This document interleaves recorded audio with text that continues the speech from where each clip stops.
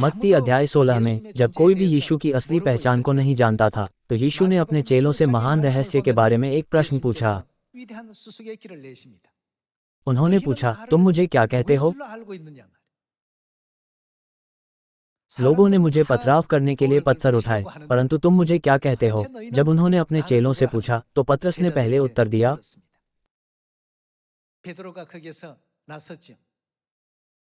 तू जीवते परमेश्वर का पुत्र मसीह है। उस युग में जब कोई भी उस रहस्य का उत्तर नहीं खोज सका, तो पतरस और प्रेरितों ने यीशु को पहचान लिया।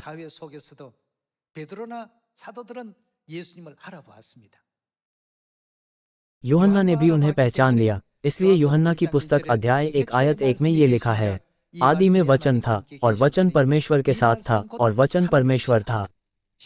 आइए आयत 14 देखें। और वचन देहधारी हुआ और अनुग्रह और सच्चाई से परिपूर्ण होकर हमारे बीच में डेरा किया, और हमने उसकी ऐसी महिमा देखी जैसी पिता के एकलौते की महिमा। प्रेरित यूहन्ना ने भी यीशु को पहचाना, इसलिए उसने लिखा, आदि में वचन था और वचन परमेश्वर था। वचन ने हमारे बीच में डेरा किया। और फिलिप्पियों अध्याय 2 आयत 5 के अनुसार प्रेरित पौलुस ने भी यीशु को सही ढंग से पहचाना।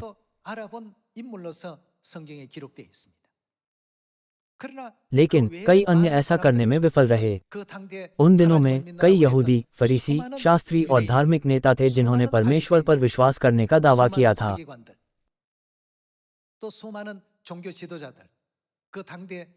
ऐसे लोग जो उस समय सत्ता में थे, उन्होंने उन पर पथराव करने की कोशिश की, भले ही यीशु ने स्वयं अपनी असली पहचान उन पर प्रकट की थी। उन्होंने निंदा करने के लिए उन्हें पत्थर मारने की कोशिश की।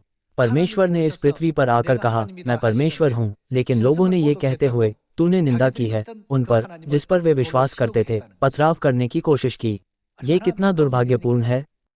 इसके अलावा उन्होंने उन्हें नासरी का पंथ के रूप में भी कलंकित किया। ये प्रेरितों अध्याय 24 में लिखा गया है। बाइबल और नबियों के इन सभी अभिलेखों की जांच करके हम समझ सकते हैं कि हमें प्रथम चर्च के संतों की तरह उसी स्थिति से गुजरना है।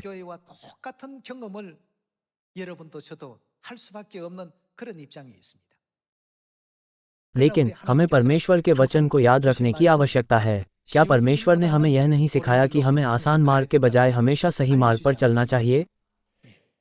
हम संसार में एक आसान जीवन जीने के लिए समझौता कर सकते हैं, लेकिन स्वर्ग के राज्य का मार्ग कभी भी वैसा नहीं है।